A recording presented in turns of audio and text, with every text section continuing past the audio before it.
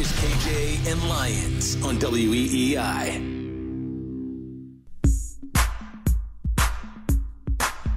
Yeah. KJ and Lyons, WEEI, 617-779-7937. Text line 37937. I'm Rick James, bitch. Chapelle Show. Would you say that, Justin Turpin, producer, would you say that is one of the best skits of Chapelle Show or the Rick James stories? I would have to agree, yes. John. Oh, those are awesome. Those are awesome. There's a real Rick James movie told by his daughter. And all I want to hear is like, you got to do the Chapelle line. I went as Rick James one year for Halloween. I don't think the two of you could pull that off, but I was able to go as Rick James one Halloween, and it was like it won me the costume of the night. I feel like Terp could pull off Rick James. Grow out some dreadlocks, Terp. I could try. Could be you. Yeah, you and your couch. That's what I think of your couch, Turpin. Those dudes could ball. Like Charlie Murphy saying that. That was so funny. And they just show him cooking him on the basketball court. Like, oh, that really was like, that show in general was hilarious. Like the Wayne Brady one. That was an all-time. I'm Wayne Brady, son. Like, oh, snap, it's Wayne Brady. Oh, it's Wayne Brady. Yeah, oh, man. Off air, I'll tell you a personal story about Ashley Larry and how when I was doing mornings as a station here like 20 years ago at WILD-AM, how I used to get him calling cards to do a character on the show. I'll tell you that stuff off of the air. 37937. Let's get to your text line. Justin, what do you got? From the 207 here, the absolute worst thing that can happen is the Patriots winning another game this year. We need the first overall pick, and we need someone other than Bill to make that pick. Oh, I think that's all fantasy land stuff. Players are out there and risking their lives. There's no tanking that goes on. Now, I think there might be some emotional feeling of thinking like, damn, we got to put our helmet back on. We were just out there. Yeah, that might happen, but nobody's tanking out there. Yeah, and I just think in football that doesn't really work, right? Because it's just so and there's so much roster turnover. Like basketball, you can get one great player in the draft, and all of a sudden you're a good team. Right? It just doesn't quite work that way in football. You can't really fake it when someone's trying to break your neck. When you that across doesn't. The middle. It doesn't. Another text, Justin. 617 here. What quarterback succeeds in this situation? I think that was in regard to the Montana conversation. From earlier. Think there's probably 4 or 5 guys in the league right now that would succeed. I'll put it this way. Right now, the only one we've seen in any semblance of any type of football since the preseason has been Malik Cunningham, just because he can run for his life. So yeah, KJ, it's Malik Madness. Yeah, I'm not doing that KJ, because people believe. My call. People think Madness. Well, because when I did the parody last year, I did that parody last year about Bailey Zappe's That Dude. It wasn't so much that Bailey Zappe's the future of the team. It was to show that even someone of Bailey Zappe's quality could challenge Mac Jones as a QB1, and that is more of the issue than Zappe being better. So that's why I'm not even doing the Malik thing. One more text.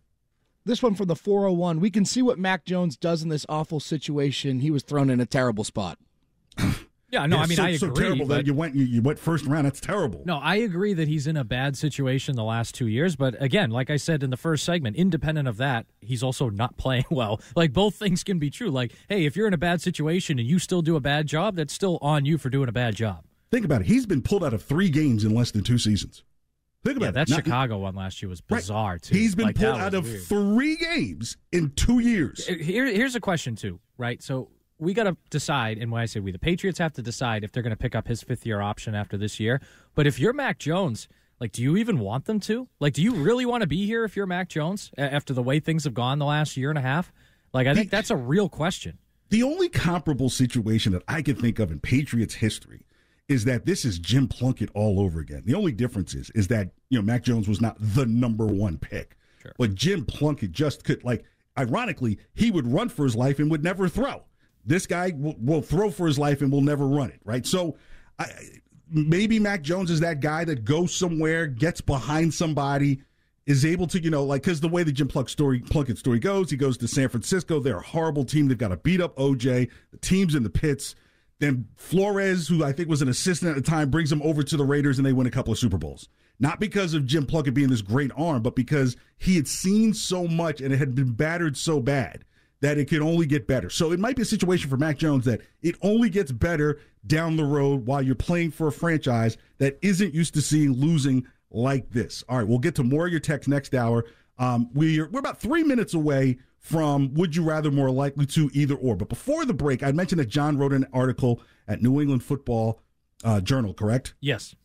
And give me a few ways you think that the offense can be fixed. Yeah, so I wrote an article, and I spent a few days really going through the Patriots games, their roster, their coaching staff, and I came up with some ways they can fix it. And the first one here, it's not necessarily something they can do this week because he's going to be out, but they need to play Demario Douglas as much as possible. He's the only guy that can get separation. He finds holes in zones. He's the most dynamic guy they have right now in the passing game. So I know he's going to be out tomorrow against the Raiders, but going forward when he's back, they need to play him as much as possible. It feels like, I know he had that fumble against Miami in week 2, but whenever he touches the ball, it's a sizable gain, it feels like. So that's a guy, they need to get him on the field as much as humanly possible as soon as he's healthy. All right, what else you got? And then Kendrick Bourne, right? I want to see him at X receiver. Right now, their X receiver is Devontae Parker, and I know he missed week 1 with an injury. And since he's come back, honestly, KJ, I think this has flown under the radar. Mm-hmm. He's played really poorly, in my opinion, since returning, and maybe still dealing with a health issue. But I look at that Mac Jones interception against the Dolphins. It was a bad decision and a bad throw by Mac. But Parker on that route was the worst part of the play. You got smoked at the line of scrimmage. You got pushed into the sidelines. Didn't fight for the ball when it went up, and that happened again against the Saints. It just went incomplete instead of being intercepted along the right sideline in the third quarter, I think it was.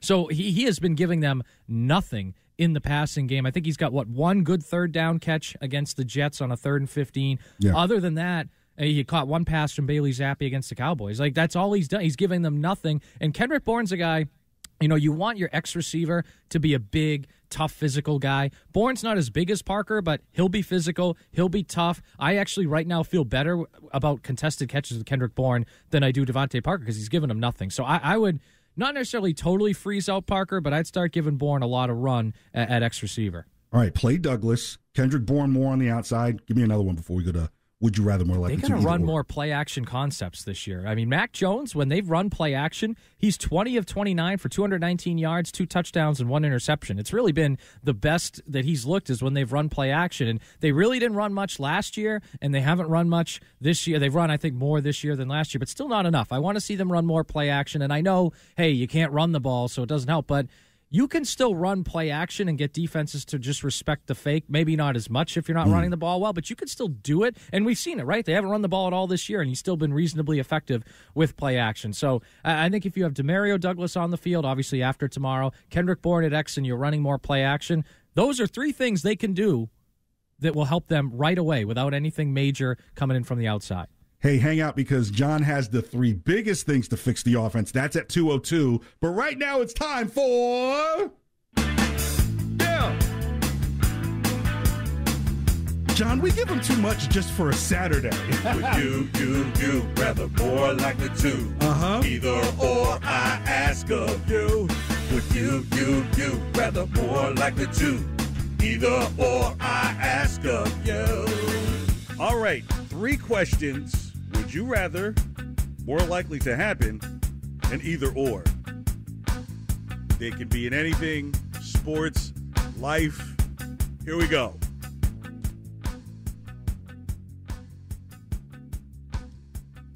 Justin, you got him? I got him. All right, we'll start with would you rather. The Patriots put together a package to trade a first-round pick with Minnesota for Kirk Cousins or suck it up and try and draft a quarterback high in the draft, potentially in the top 5. John. I'd rather draft one. I'm not a believer in Kirk Cousins, and if I'm making a trade with the Vikings, it's for Justin Jefferson. I would at least kick the tires on Kirk Cousins because here's my concern. You'd want a number 1 receiver to come play with a quarterback. So the quarterback you get in the draft may not, you're going to have to see what he does for a couple of years before you get him a number 1. So I would say if you have Kirk Cousins here and you know what he gets the ball to Justin Jefferson, he's gotten balls to his major receivers, he's going to get the ball to a major receiver. I think the Patriots are almost at a point where if you go get another rookie quarterback, 3 years potentially could turn into 7 bad years, and that's nothing that the organization look at. I think you still have to keep someone like a Kirk Cousins in mind, especially if you can get a lot of pieces in return outside of giving up that first-round pick to help build this squad. Next. All right, let's go to more likely to happen. Peyton Pritchard's minutes per game has declined each year since he's been in the league. His rookie year was the highest at 19.2 minutes per game. Last year, it was just 13 per game. Last year, Malcolm Brogdon averaged 26. So what's more likely to happen? Pritchard averages 26 minutes a game for the Celtics, or he's traded midseason to another team and becomes a starter. Oh, watch this. I think he gets traded midseason to another team and where he'll be able to get more than those 25 minutes per game. I think it's the 26 minutes a game because they need someone to run their second unit. Like, I think Drew Holiday and Derek White are going to start a lot of games or play a lot, but they still need another guard on that second unit. So he might pile up 26 minutes by playing the second quarter every night and then parts of the second half, and that's going to give him that 26 minutes a night. But I do see that, like KJ, I'm kind of like he could play 26 minutes a night and they could still trade him for big man help. Well, I'll tell you what, at about 2:30, I'll tell you exactly the scenario that I see that may play out regarding Peyton Pritchard, because everything is on the table now for the Celtics and why he's got the new deal that he got. All right, final one, Justin. Final one is an either-or. Shiny Smiles Veneers surveyed over 1,000 Americans to find the most hated Halloween candy. Candy corn finished first, and hot tamales finished second. So, would you either eat a whole bowl of candy corn or a whole bowl of hot tamales? I go candy corn because I don't know what hot tamales are. So I'm actually a fan of candy corn. So I don't hate it enough. I could eat a bowl of it. So. You can't have too much, but it's not bad. Candy corn is disgusting, and here's what's even more disgusting about candy corn that people don't discuss. Candy corn is usually open inside of a bowl, right? Like it seems to never be wrapped. It's just in a bowl, so it's not even like hermetically sealed when it's presented. Look, I'd eat the bowl of hot tamales. I'll probably have a second ulcer. That is okay. That candy corn, I just freak out when I see it's just out in the open. Candy corn is the nastiest in the world. Yeah, there's a reason why candy corn finished first. Hot tamales aren't the worst in the world. And that is, would you rather, more likely to, either or, here on the KJ and Lyons show on WEEI. We talk more Patriots next, plus Celtics. Thank you so much for hanging out. Good Saturday to you.